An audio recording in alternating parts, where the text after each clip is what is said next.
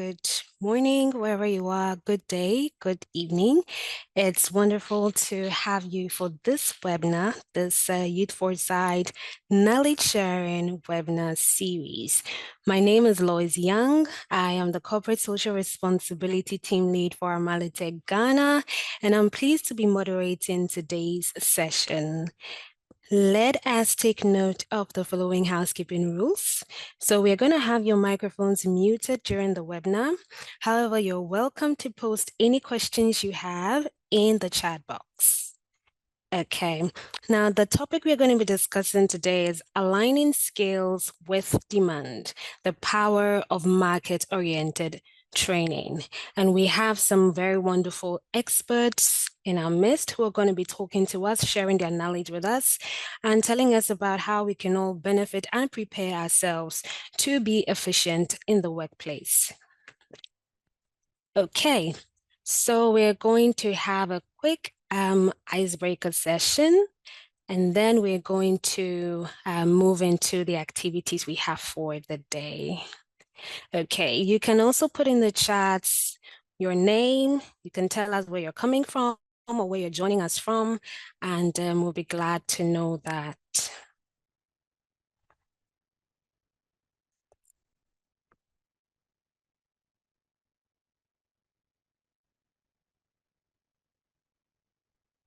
Okay, so we have, hello, Kapsi. We see you. Nicholas, Kenya, we see you as well. Okay, so we have quite a number of us joining from Ghana. We have Hafiz, nice to meet you. Seeing all of you joining us is very, very great. So we're going to move into what we call the icebreaker session for today. So we're going to have this. So what you currently see on your screen is a QR code. So you scan the QR code with your phone and then get onto the Menti.com website. That is where you're going to have your questions, the questions you're going to be answering. So please, let's do this activity right now. We have just a few minutes to do this. So wherever you are, kindly scan the code, or you can just enter www.menti.com in your browser. Okay. And we're going to have some very interesting questions. What we want to do is that we want to know what you know about market-oriented training. We also want to know what you can guess about market-oriented training. Okay, so nothing too serious, just something to get to know what you know about. So let's do this exercise.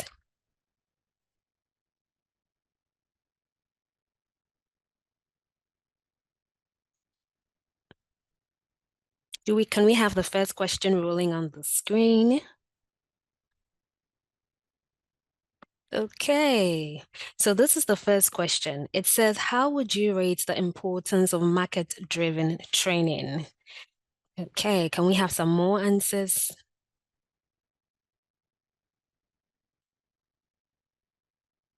Interesting.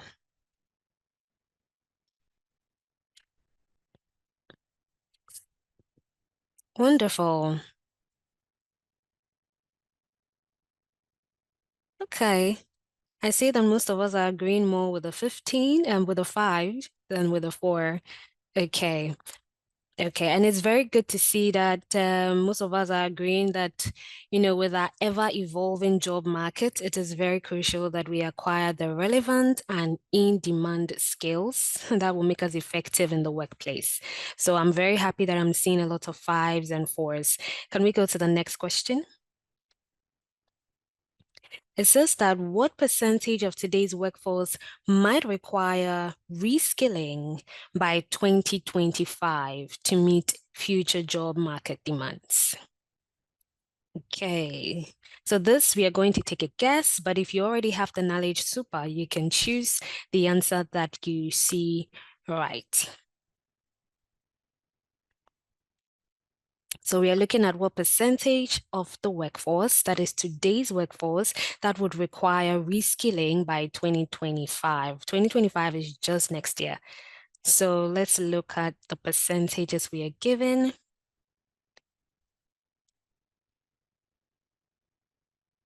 We have about 2 more seconds to go. Any more? Okay, wonderful. So I'm also curious to know the answer. So we're all going to know the answer. Let's get to know the answer. Okay. So can we have the correct answer? Oh, okay. So now we have the green. So 50% is the correct answer, as you can see. And let's have the next slide. So it's telling us that in today's job market, 50% of the global workforce might need reskilling by 2025. And this is, what we call demand-driven skills development. And these address what we call providing targeted training that equip individuals with training and with skills that most employers are seeking for. Okay, so that is what we have. Let's go to the next question. So the last question says that how much value could better education and upskilling add to the global GDP by 2030? So we want to guess how many trillion. And this is a very good guessing one as well. So let's see how many trillion. How many trillion? Interesting. Any more responses? Let's keep our guessing game coming. Let's keep it coming. Some very interesting figures we have. Wonderful. Okay. Interesting. Interesting. Okay. I'm also curious. So let's see the correct answer. Okay. So we have 8.3 trillion. Okay. So it says that accelerated progress on better education and upskilling could add 8.3 trillion to global GDP by 2030. That is what the statistics say. And so this is what we have, and we can see from here how it's affecting all the continents. Okay. All right. So this is some information for us as well. Can we, okay. Perfect. Perfect. Thank you all for participating in our icebreaker session. You can keep questions coming in the chats and then we will answer you. And so, like I mentioned earlier, today we have some very great experts in our midst who are going to talk to us, share their knowledge on market-oriented training and how this is crucial for the industry and the future of work. So we have in our midst I'm going to be introducing our first two people who are going to be doing a presentation. They're going to be sharing their knowledge with us. They are in the persons of Salami Suleiman. He is the head of training at AmaliTech. And Salami is passionate. He's a passionate advocate for bridging the skills gap in Ghana's tech sector. And we also have Dominic Steinkonig, and he is an experienced senior project manager and delivery manager with Sovanta. He's had 7 years of expertise in leading cross-functional teams and delivering complex projects across various industries. So welcome, Salami, welcome, Dominic, and thank you so much for joining us today to share your knowledge with us. So I'll hand over to Salami.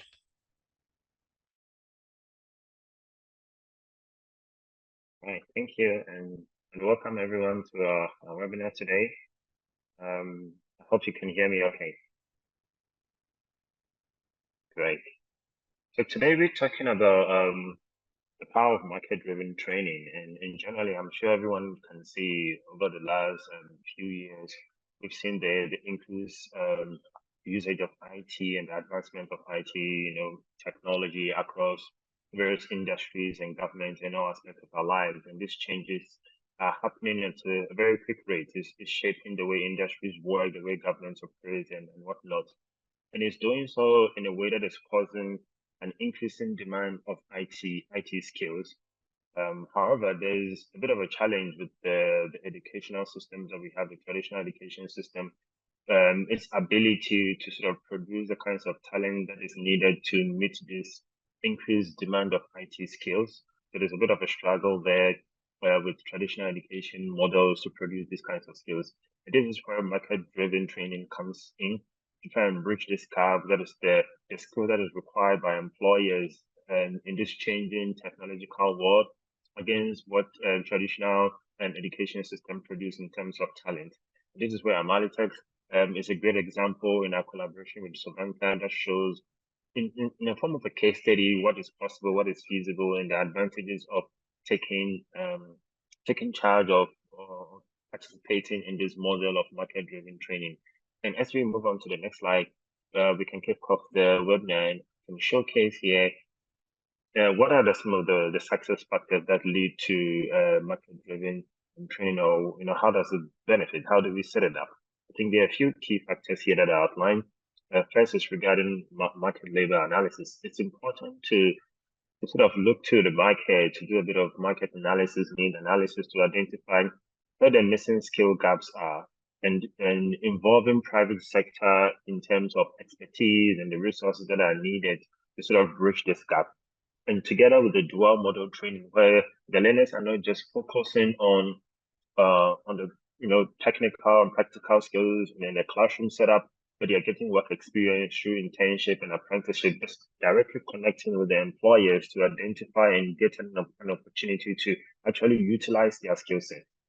And in addition, it's not all about technical skills. There's a whole world of communication, professional skills, social, emotional skills that are very crucial to survive in the world of work today. And including this aspect in the training is very crucial. And in this part of the world, that's something that is very important when it comes to cross-cultural communication, because we are working in a world where there are no boundaries anymore. The power of remote work have made it easy for people to work across several continents. And that is one thing that is also driving the demand and the importance of market-driven analysis. And finally, certification is a great way to showcase your skills and a way to show validation for the skills that you have and what you're able to do with it. Can we move on?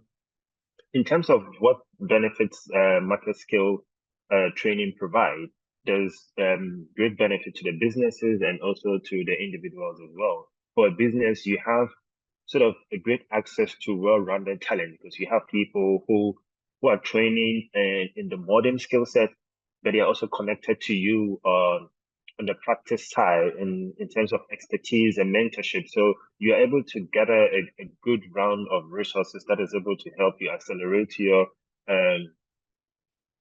business as well. The time for onboarding is greatly reduced because the team is already integrated into the system. They understand through their training and then their apprenticeship and internship how you work and how the business operates, and make it easy for them to sort of fit seamlessly into existing groups to be able to sort of get projects off the ground very quickly. There's a high improvement in project output, particularly because of the cross-cultural communication professionalism training that is part of this model. The people are already embedded in the system, they understand the ins and outs of it, and you're able to easily get things rolling when it comes to merging within teams and working in cross-functional or cross-cultural teams as well. The global competitiveness here, you have this access to these talents that allows you to scale up even quickly when there is a need to. For the individuals, it's high employability for you. You have well-rounded skills, the communication and professionalism aspect of it. You have exposure to the clients that gives you real practical experience that sets you apart from others in the job market who just have localized skills, if I can put it that way. The certification and the validation that it gives you, it's an added value as well. You get a lot more confidence. You can put yourself forward in many ways that others who have no experience this will not be able to do so. So this sort of gives us a bit of a framework for the remainder of our discussion today regarding what market-driven training is and what benefits it provides to businesses and individuals. And going forward, we can look at what AmaliTech does in this space and an example of what we've been able to achieve over the last few years. So starting off with what AmaliTech is.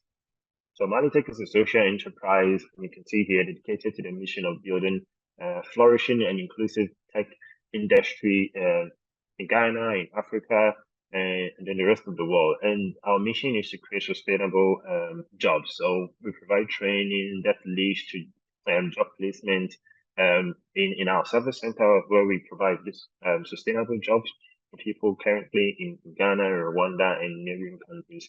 And the whole idea is to set up people with curiosity to have this idea of continuous learning, continuous apprenticeship that sets them up for global job opportunities in the IT world. And while doing this, we're creating a lot of social impact, both for the countries where we're operating and the clients that we are able to connect with. But why is Ghana an important place or an important example in this case? And if you look at the population pyramid across both countries, there is a much more youthful population. Sorry, to the next slide, please. A much more youthful population that we will see in Ghana, and it's very similar to many other African countries. Can you please move to the next slide? Thank you. Yeah, you'll see there's a very useful population in Ghana, and this is an example of Ghana and Germany, and you can see the shape of the pyramid.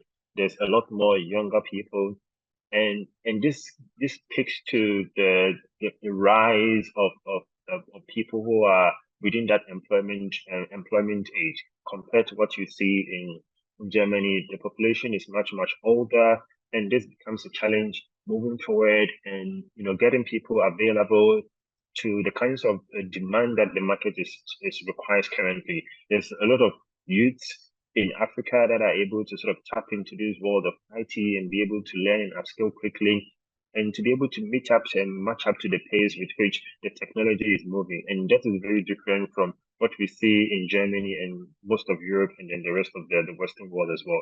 In the next slide, you can see sort of a projection of where we anticipate the working age population in most countries are going to be in the coming years. And this is predictions from now the way into 2050. And you can see the trajectory of Africa in the green curve there.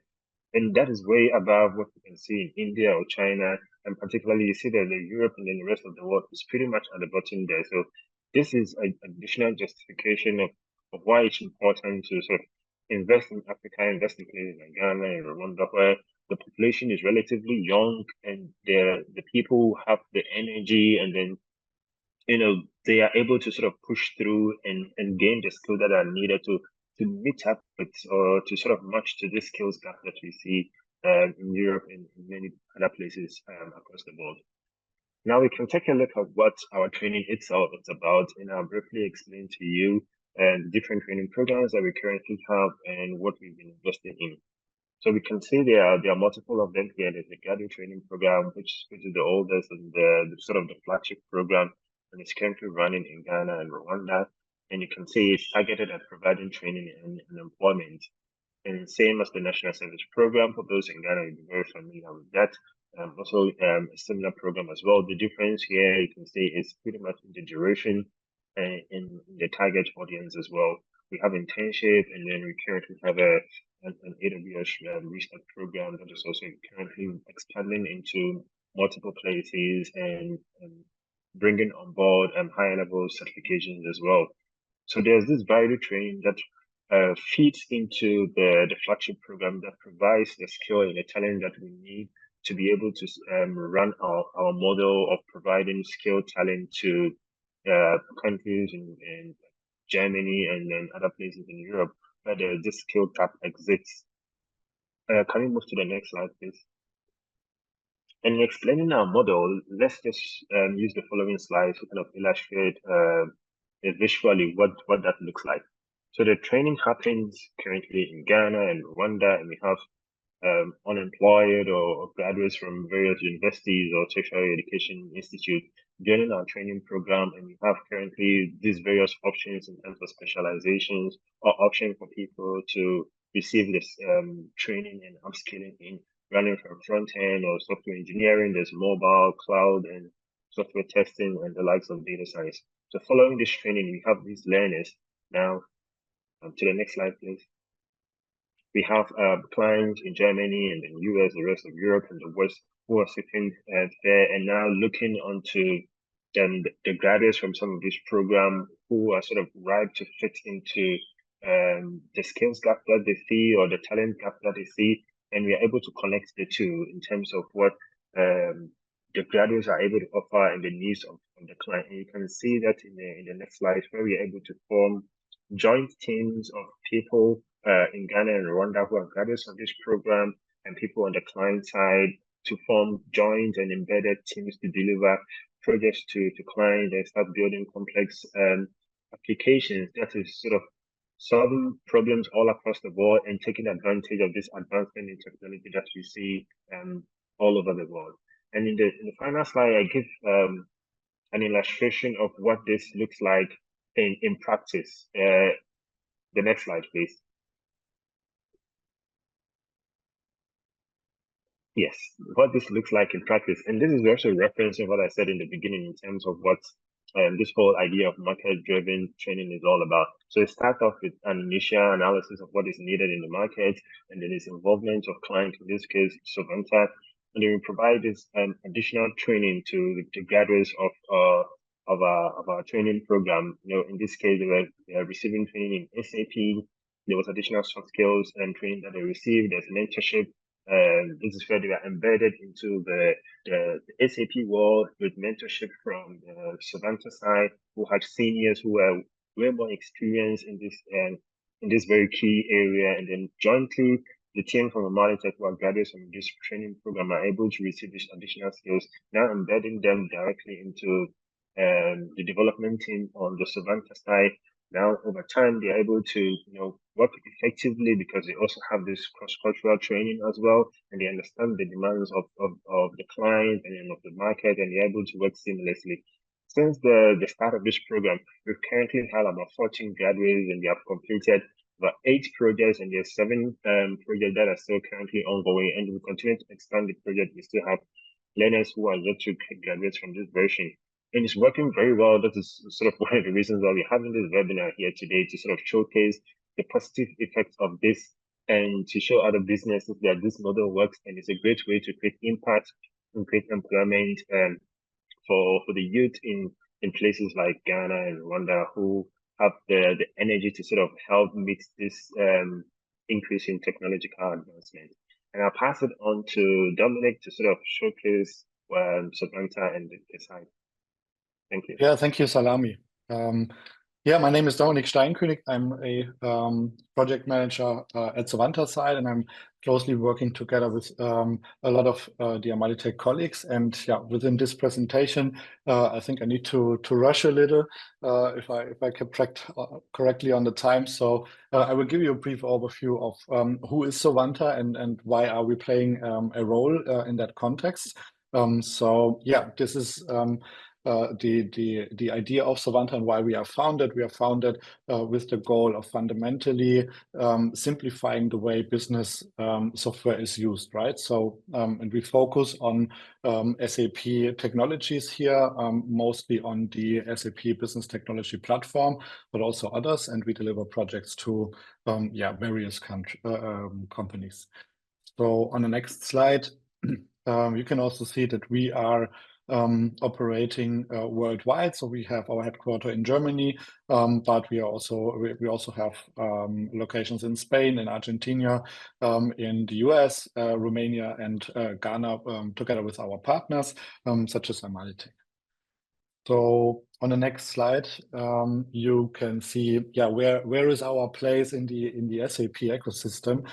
So we see ourselves as BTP specialists, right? So there is a growing importance of the SAP BTP, the Business Technology Platform, and without a clear governance and experience on how to operate that system on a larger scale, this can lead to uncontrolled growth. So we pursue ourselves as the BTP specialists, helping with extensions, integrations, but also with AI and data analytics.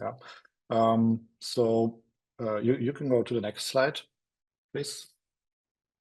So how do we work? And here we also come to the way how we also collaborate with AmaliTech. So we see ourselves as an end-to-end expert, right, to answer every question with our customers relating to the SAP Business Technology Platform. We also see ourselves and work with various customers as a strategic partner, yeah, to embark on their personal BTP journey. And we also have our BTP squads, and here the colleagues from AmaliTech support us very well so far, which are responsible for implementing those modern, high-quality software solutions on SAP platforms. So you can move to the next slide, please. So how do we do this? We founded the Sovanta Innovation Factory because we, as a specialized partner, we want to implement solution as on an assembly line, yeah, like in a factory. So we have the right experts internally, but also externally with our colleagues. We have the right tools, processes, knowledge, best practices. So we know how to deliver smaller projects, but also large-scale projects to our customers. And of course, here we need support, we need help, we need labor and people that can deliver this. And so, yeah, on the next slide, you can just go to this one. Yes, so we are proud of our BTP squad. And also proud that we have AmaliTech on board to support us to enhance those squads with very good people, well-trained people to deliver successful and high-quality products and projects towards our customers. And especially also with AmaliTech, there's a little quote from Michael Kern, our CEO, who also says, well, we have very well-trained people at AmaliTech, yeah, and the fact that we also share the same time zone is like really beneficial in order to collaborate on a daily basis. So yeah, happy that you're taking part and happy to be here today. That's it from my side in a nutshell. Thanks. Thank you to Dominic and Salami. It's just wonderful to hear your insights on this subject. I think AmaliTech and Sovanta are doing a great job, and this is really what we're looking for going forward in terms of preparing for the future of work. Thank you so much for your insights. We are going to go into the next segment. We are going to have a panel discussion. We're going to have 2 additional panelists join us for this. And so I'll let them introduce themselves briefly as I give them their questions to attend to. Okay, so we'll come to that. Joining us, we'll have Mr. Bentel Otribwedu, who is a front-end developer with AmaliTech and on Sovanta AG as well. And we will have Ms. Iris Kaluag, who is a Passport to Earning, that's P2E Global Community Coordinator with Generation Unlimited. So let's have the first question going to Salami. So Salami would like to find out. Okay. I think I will start with Miss Iris. So Miss Iris, let me start with you instead. So Miss Iris, please introduce yourself and tell us what is UNICEF's Passport to Earning program and what is your view on the significance of market-driven training? Hi, Lois. Good morning, good afternoon, good evening, where everyone is. My name's Iris Kaluag. I'm the Global Passport Learning Coordinator, as you've introduced. And I work with countries to implement this program that's providing skilling opportunities to young people at scale and helping them access opportunities after they go through training. Let me address your second question first on why market-driven training is important. I think we've covered it briefly this a while ago in the presentation, but just want to emphasize a couple of things there. We know that when you position young people to access livelihood, that's key to unlocking the full potential of young people, right? Like when they earn a living, they acquire a greater sense of agency and empowerment that results not only in their own development, but to their communities and spheres of influence. Skilling young people in a way that's in tune with the labor market helps facilitate that transition to the world of work.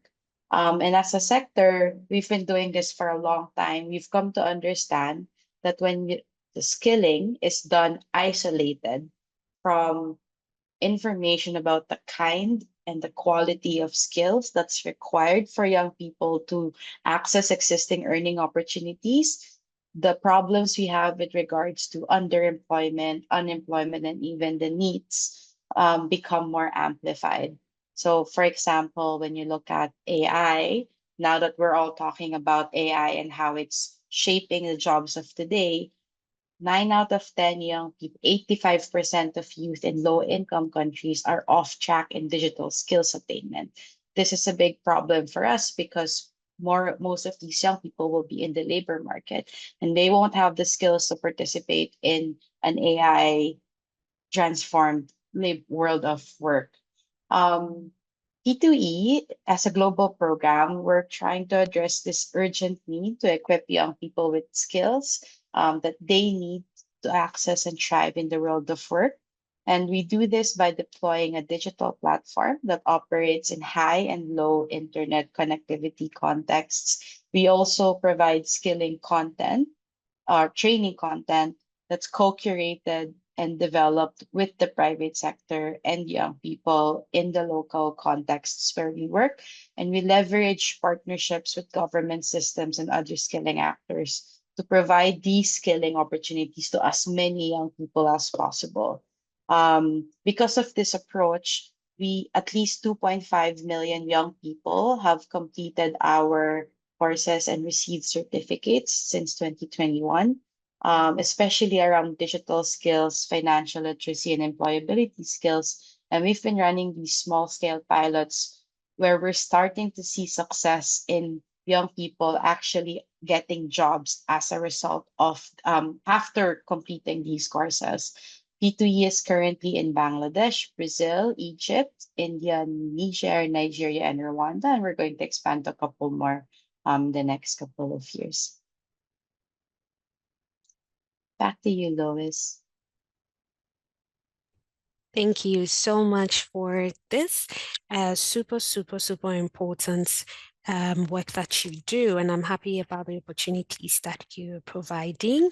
Let's go to Salami and let's find out. So Salami, finally back to you. How does AmaliTech ensure that its training programs are aligned to the changing market demands? All right, thank you very much, Lois.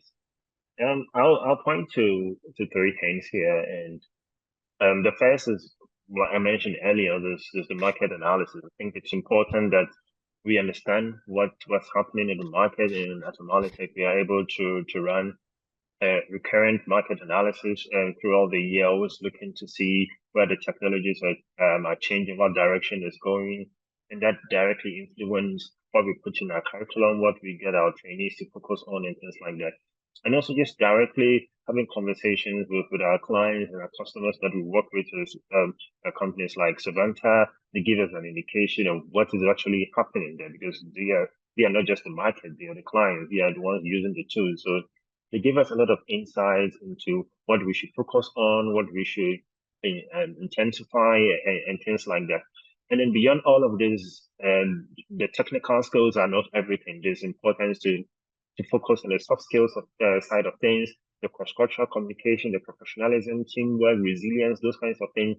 They are constant, and they are, even to some extent, even more important than those technical skills that we tend to want to focus on. So these are three ways that we always look to make sure that our training and our programs are aligned to what the market is looking at, for what clients are interested in, and what makes the training stand out and be able to deliver good work at the end of the day. All right, thank you. Thank you too, Salami. Thank you. Bento, kindly introduce yourself and kindly answer this question as well. How has market-driven training prepared you to effectively contribute to an international delivery organization like Sovanta? Thank you very much, Lois. Yeah, so yeah, I'm Bento. I'm a front-end engineer and SAP Fiori application developer with a background in full-stack development. So a couple of years ago, I joined the AmaliTech Training Academy, and upon successful completion, I joined the AmaliTech Service Center as a front-end developer. So along the line, I had a chance to join a cohort where we were trained by Sovanta in SAP application development using SAP UI5. Then I became a certified SAP Fiori application developer. And as an SAP application developer, I develop and customize SAP Fiori applications, ensuring they align with business and client needs and adhere to SAP's design principles. Okay. So to your question, well, with the training was emphasized on practical and hands-on experience, okay, allowing me to understand theoretical knowledge about the SAP application development platform. It also enhanced my adaptability and problem-solving skills, which are crucial for navigating international IT landscape. Also, I learned about global standards and best practices that's prepared me for expectations of international clients. And overall, as a beneficiary of market-driven training, we have become, my colleagues and I have become valuable assets to both AmaliTech and Sovanta and to their clients as well. And we are capable of contributing effectively to their international projects and international goals. Yeah, so yeah, I think that is what I have for you. Yeah, back to you, Lois. Thank you. Okay, thank you, Bento. This is interesting to hear. Wonderful. I will move to Dominic. Okay. So Dominic, I would like to ask, how does collaborating with market-trained individuals benefit an international organization like Sovanta and ultimately its end clients? Yeah, thank you, Lois. So yeah, I think Bentil already gave me the bridge to that answer. Yeah, so he is benefiting our clients and our projects. Yeah, but in general, collaborating with market-trained individuals, such as those from AmaliTech, significantly enhances our Sovanta's ability to deliver high-quality solutions to our clients. Yeah, so the IT world is becoming increasingly international and also competitive. Yeah, it's really hard to find well-trained people on the European continent, right? So, and Ghana, with its excellently trained tech talents and the fact that we share the same time zone, is an extremely exciting location to face those challenges, right? So. The individuals here, though they are maybe fresh from university, undergo a structured training and certification process, as mentioned, in the for us relevant SAP technologies, such as SAP Cloud Application Programming Model or SAP Fiori, like Bentil did, right?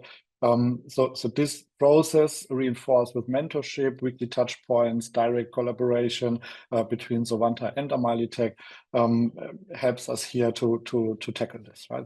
So by integrating young talents early into real client projects, we enable them and us to gain practical experience and deliver value for us and for our clients swiftly. And that is, I think, extremely important. So this overall approach ensures that our workforce at Sovanta remains competitive globally, meeting the high expectations of our clients while maintaining our own stringent quality standards. And I think that is key here. Thank you, Dominic. Thank you so much for that.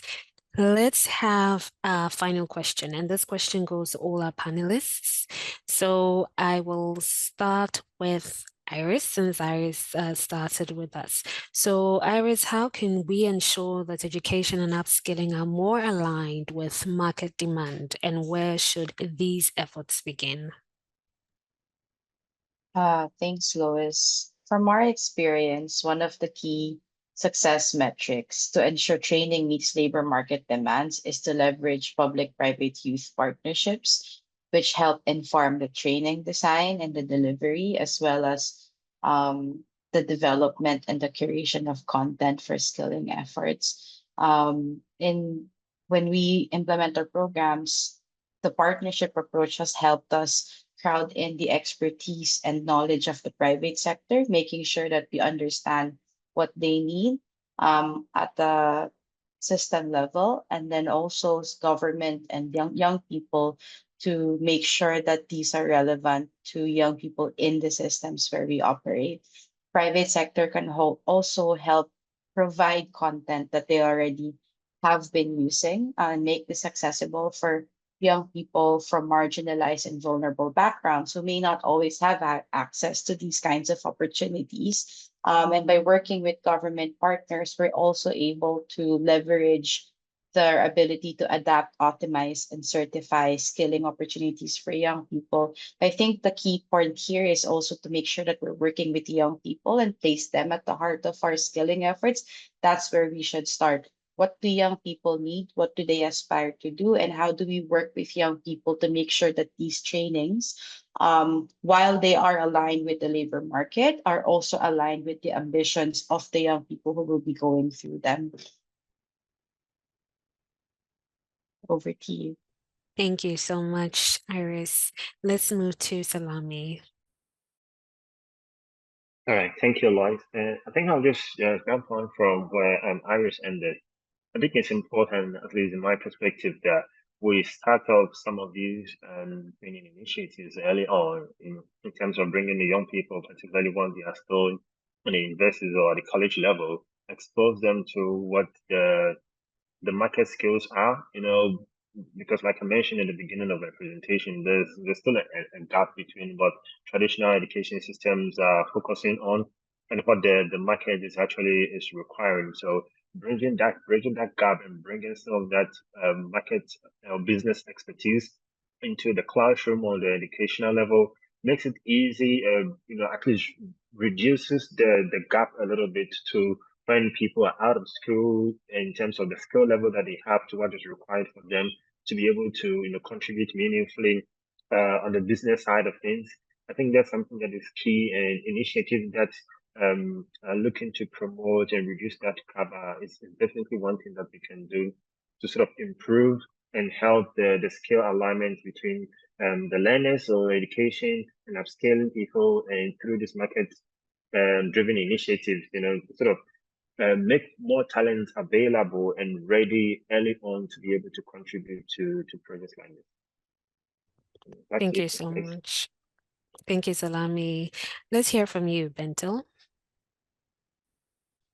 Okay, thank you. So I'm also going to the line of Salami. So from school, what we mostly learn, let's say there's a little disparity between what we learn in school and what is actually on the job market, right? So even in school, we don't actually go through soft skills and training. We don't go through such training, right? So we need these kind of training programs to help us prepare better for the job market, because now the unemployment rates are just through the roof.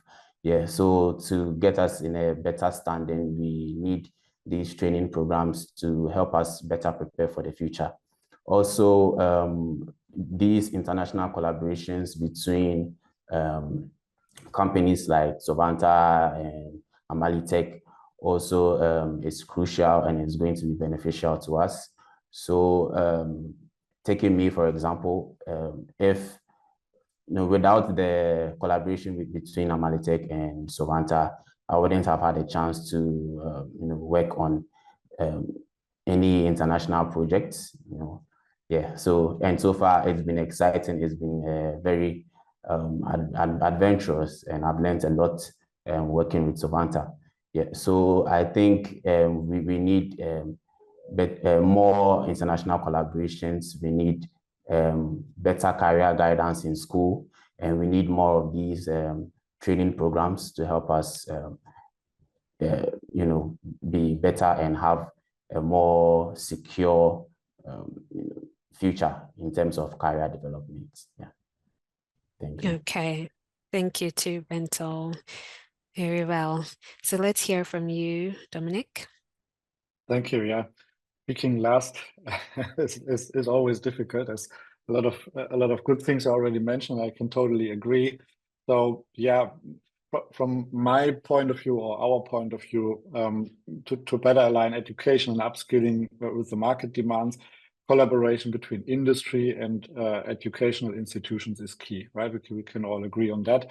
And at Sovanta, as mentioned, we work closely with AmaliTech to design those training programs based on our specific or actual needs, yeah, which is also kind of reflecting the industry we are serving, right? So starting with a solid understanding of the required profiles and roles for the backend and front-end developers. And I would say that this alignment, yeah, should begin earlier, or earlier as it does now. So even during a student's university years, by providing this tailored training, yeah, that bridges the gap between the let's say pure academic knowledge and the practical skills, yeah, because I would say it's a 50-50 split that is needed in international projects, yeah.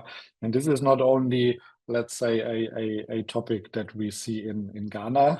This is a topic that we also face in European countries and young talents in general. And we are living this approach to, let's say, address young talents during university years with internships and so on, yeah, already since many years with our German, but also with our Argentinian colleagues at Sovanta.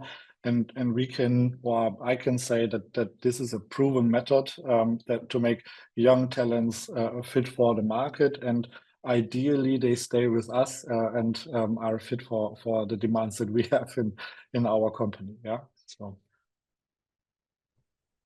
Okay, thank you so much, Dominic. I think you've topped up the addition. I mean, you've really added on to what they have already said. So thank you for that. Yes, thank you for that. So thank you all. This is the end of the panel discussion, and we're going to go straight into the Q&A session. So with the Q&A, we're going to have some of your questions answered, some of the questions you put in the chats. Okay, so let me go on to the first question. We have here that, and of course, this one is going straight to Dominic. Can you please share with us some of the top skills that are needed in the global market currently? So I'm not a developer, yeah. So I don't much about the technical skills needed. So for sure we need, of course, a technical knowledge and understanding on how software development in general works, right? For our company at Sovanta, as we are focusing on SAP products and integrations, yeah, we of course need to have the technical knowledge of CAP applications and SAP Fiori front-end development. So this is the technical side, yeah. But on the other hand, and as said, I'm a senior project manager. We also need a lot of, let's say, soft skills and additional knowledge, which is often not, let's say, trained at university, right? So what we need and what we train intensively within the projects is, for example, knowledge about agile software development. Yeah, we have a lot of best practices here. How you do code reviews, how you set up applications on a larger scale, how do you make them, let's say, future-proof for different scenarios? How do you refine and estimate tickets in order to balance your workload, yeah, and commit on a certain scope? So those are all, let's say, things that come with the knowledge, but you often can only have it in practical examples, yeah, working with a skilled team, yeah, maybe as a junior or a meteor, and then yeah, evolve together with the team to learn those skills. Yeah. Okay, thank you so much, Dominic. Is there any panelist that wants to add up to what Dominic has answered? Okay, so this question would go to any of you. The question says that, do you have any examples between the public, sorry, let me take that again. Do you have any examples of effective cooperation between the public and private employment services in this region to build this operational vision of the labor market? So I'll take that again. Do you have any examples of effective cooperation between the public and the private employment services in this region to build this operational vision of the labor market? So I don't know if there are any examples to share of any such corporations that exist between the public and private. Any one with any such examples to share with us? Maybe I can say a few words. Okay. Not sure if it will directly answer the question, but then so if I look at what AmaliTech does currently, we collaborate with several universities in Ghana and other similar institutions providing training and whatnot. But we also work with a lot of career agencies that are looking to place people in employment. So if I think of us sort of like the private sector code, and then the universities and some of these agencies, some of them are, initiatives of the government themselves. That is one way that we are able to sort of collaborate together and help people find employment in some of these areas, and emphasizing training that we know of, or places, sort of topics, sort of some of the things that Dominic mentioned, like agile and things like that, that we're able to provide for people and help them also in some way place themselves in position that makes them employable and make them attractive to the global markets, for instance. So just sort of the line that I am thinking of it, I don't have any concrete examples on top of my head, but I think using AmaliTech as an example, that is one way that we are able to sort of contribute and collaborate with public organizations in trying to bridge this gap in our little effort in some of the areas that you work yourself. Lois, I think, also contributes to some of these things in many ways. Okay.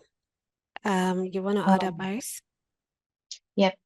Thanks, Lois. In Rwanda, we're partnering with the Ministry of Youth and an HR placement firm to provide not only the skilling piece, but also to make sure that young people, after acquiring the training, are able to access the employment services that the HR firms are doing. I think when you talk about the private sector, we have to remember the important role that intermediaries play to facilitate that transition. It's not just about someone graduating from a program and then getting into a job.